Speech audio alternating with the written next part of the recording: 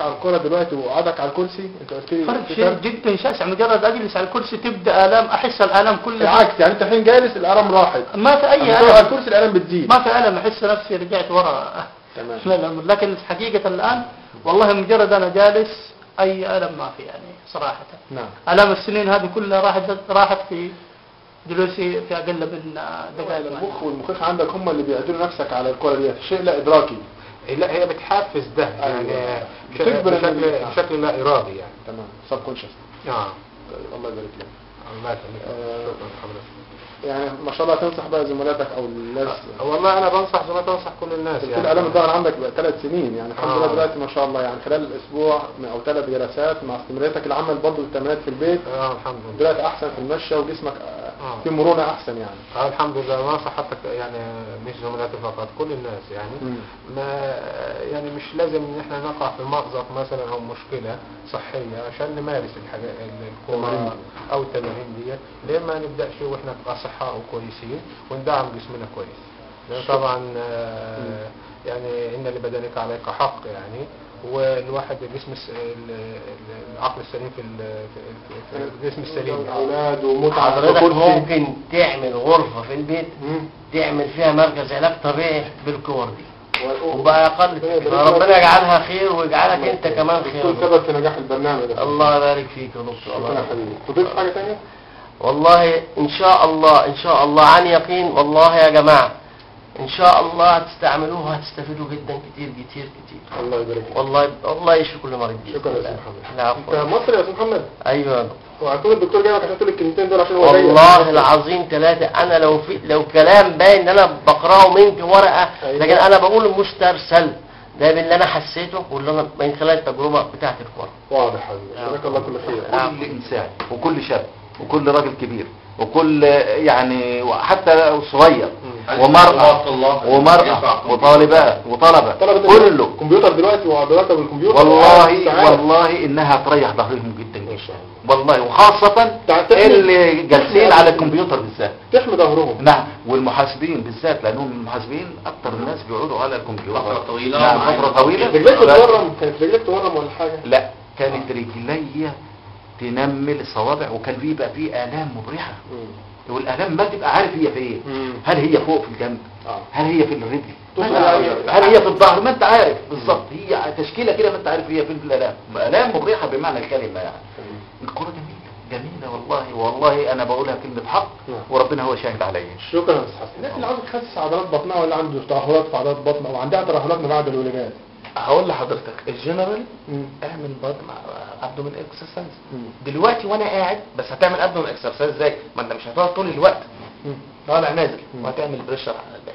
يبقى انا اصلح بطني وادرب ظهري. نبدا الاول نعمل تحديد للترانسفيرس ابدومينس ماسلز، العضله اللي قالوا عليها ان هي ديت اللي لما الاحشاء الداخليه اللي هي لو اتلمت بعد كده العضلات اللي هي الريكتور ترانسفيرس لا ريكتس ابدومينس اللي هي الاماميه دي خالص اللي بيسموها 6 باك ديت، والترانسفيرس اكسترنال اوبليك والانترنال اوبليك. قالوا انت لما تحيد العضله ديت وتدخلها جوه بقى هتبقى سهل عليك انك تاخد رينج اوف موشن للعضلات الثانيه تشتغل. هي بمثال بسيط اساسا. انت لو ما تيجي تتحرك كده لو ما هيش مشدوده كويس مش هتعرف. ودي اللي يحصل فيها هرنيا لو ضعفت يحصل فيها هرنيا. لو ضعفت اساسا هي ما هي هقول لحضرتك ايه اللي بيخلي واحد عنده كرش. الماسلز دي لو هي اريكت كده الفاتس عليها بتبقى اريكت برضه.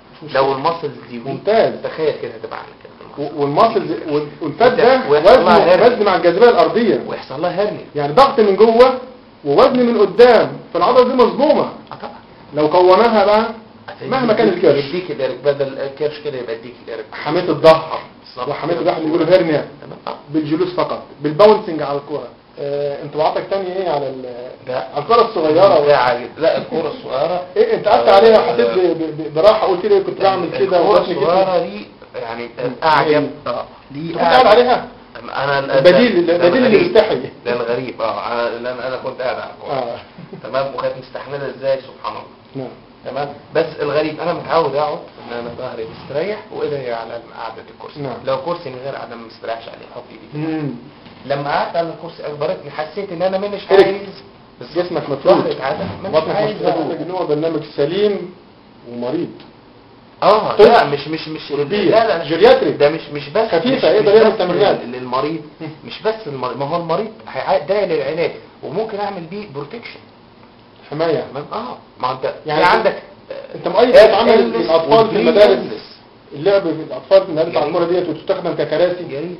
ما هو اصل تقوله في العمود الفقري. ما هو هقول لحضرتك على حاجه. كمبيوتر. هو لو قاعد على الديسك طول اليوم تمام، سواء كان كمبيوتر سواء كان ديسك بتاع اي حاجه ومكفي كده، ايوه، ما هيجي كيفوزس بعد كده. طب ما انا قاعده على البول والانسان وطول ما قاعد الكور بقى الكور سترينث بالظبط. ايه رايك في الكور سترينث اللي ربما معلوماتك ليها كانت كان يعتبر جديد النهارده بس هو الكور سترينث اللي هو الديافراجم والباك ماسلز والابدومينال ماسلز تمام والبلفيك، كل دول يكون لك. بالله عليك الكور ده مش هو السنترال كنترول بوينت اوف ذا بودي؟ ما هو لو ما فيش كور سترينث اليوجا اسمها كورة اليوجا، انت يمكن عندك معلومات ان يسموها يوجا يعني عشان بتعمل عليها بوزيشنز اليوجا. تمام. من ضمن اسمها بلاتس بول ويوجا بول وستابيليتي بول. هي بلاتس ثيرابي بول.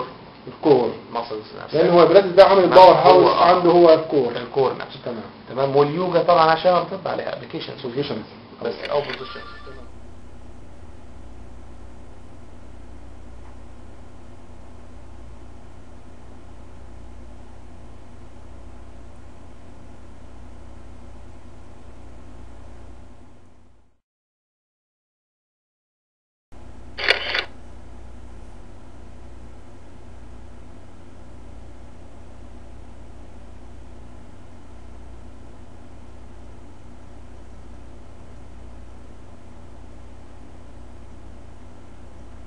معلومات عن الباك ريهابيتيشن لقيت انك لازم تعمل حاجه اسمها الكور سترينث، وخاصه عضلتين الريكتوروسباينال والترانسفيرس ابدومينال. بحثت عن الاثنين دول لقيت هم دول اللي بيمسكوا البني ادم في الجلسه. تمام. واحد عنده باك ريهابيتيشن تعمل له باك ريهابيتيشن. اما تلاقي واحد عنده اوستي ارثرايتس في اللمبر فيرتيبري اعمل له كور سترينث واعمل له تمرينات البالانس والكوردينيشن، وده في كتاب اسمه تايتس فيزيوثيرابي ربما حضرتك عارفه دكتور محمد. نت بروجرام في سباكو برو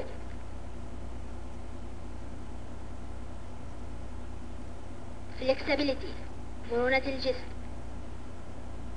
سترينث تقوية العضلات، بالانس توازن and و coordination توافق عضلي عصبي.